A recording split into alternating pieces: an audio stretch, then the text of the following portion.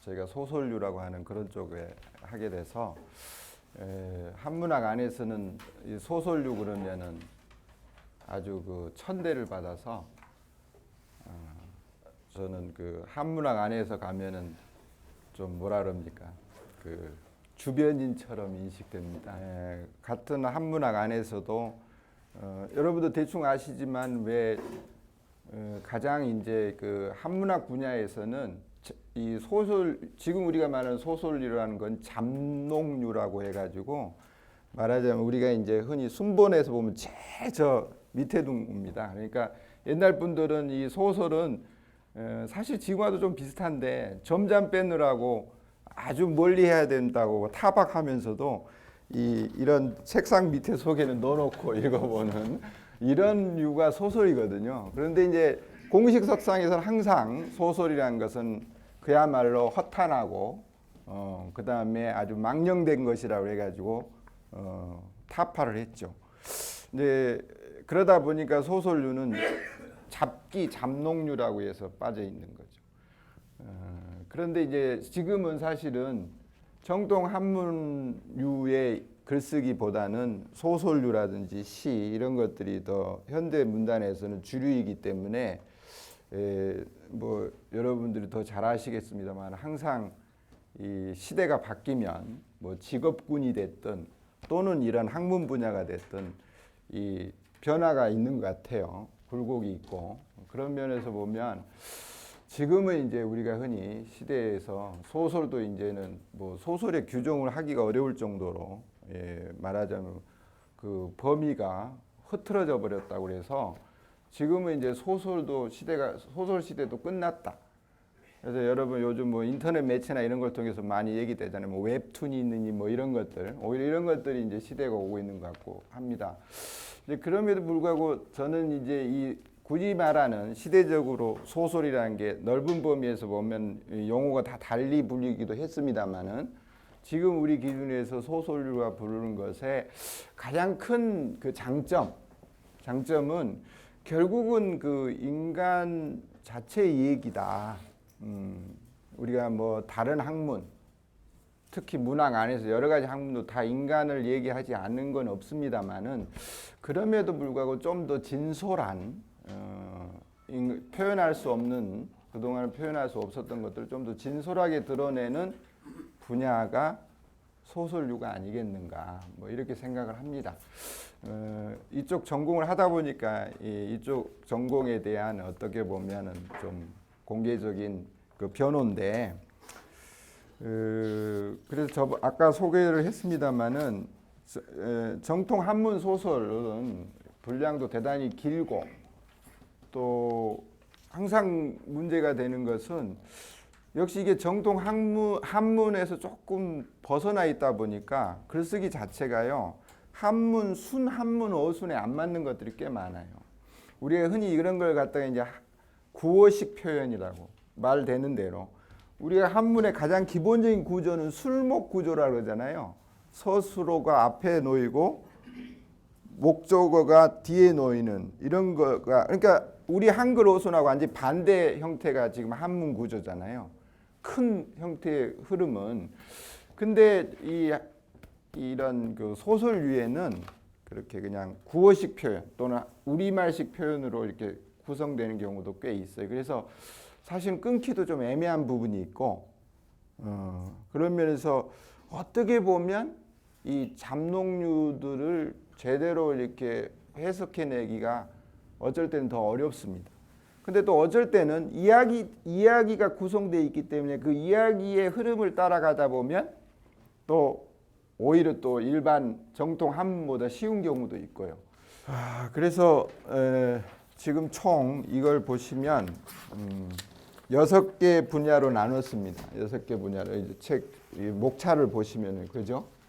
이 설화야담이라는 것은 우리가 흔히 말하는 소설류하고 또 좀 다릅니다. 그래서 이 중에는 아마 여러분들이 충분히 그동안에 들었던 얘기 정확한 패턴은 아니지만 들었던 얘기도 분명히 있을 거고 그래서 좀 낯익은 소재도 있고 좀 낯선 소재도 있고 그렇습니다. 그런 상태인데 시대적으로 저 삼국 우리가 흔히 삼국 시대부터 조선 후기까지 주로 이런 이야기들이 입에서 입으로 전해지기도 하고 또 텍스트에 실려서 오기도 했다. 이런 것들을 이제 확인할 수 있을 겁니다. 첫 번째가 오늘 저희가 할 게 이제 이 수의전의 세계라는 건데요. 이 수의전은 우리가 흔히 이 시기를 이제 신라 말 고려 철화에서 나말 여초라고 합니다. 나말 여초. 근데 이 수의전 보시면 알겠지만 이 달을 숫자에 달을 이자죠. 그래서 이게 앞에 신라 뭐 이런 말이 붙기도 합니다. 신라 수의전, 고본 수의전 하기도 하는데 우리나라에서는 가장 이른 시기에 기이한 이야기들을 모아놓은 자료집입니다. 이걸 우리가 이제 과거에는 설화집이라고 했는데요. 설화집.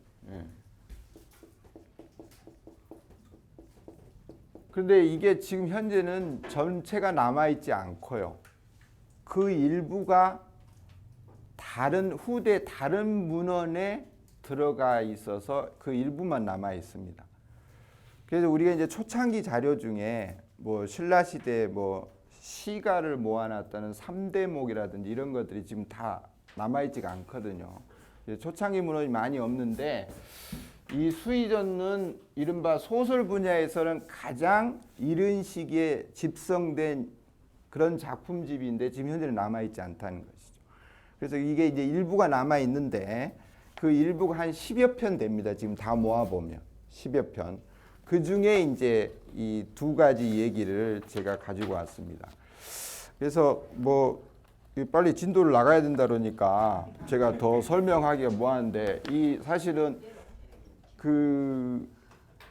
이 우리가 초창기 이 이야기의 모음집이라는 것들은 대단히 기이하게 지금 받아들여지는데 저는 이제 이걸 어떻게 생각하냐면 아마 이제 삼국 시대 이러면 우리가 10세기 이전인데 이 이전 시기의 사람들의 사유하고 지금 우리 21세기에 사는 우리들의 어떤 감각이 다르기 때문이지 사실은 옛날 것은 그저 그냥 비현실적이고 뭐 핵에 망측하고 말도 안 된다.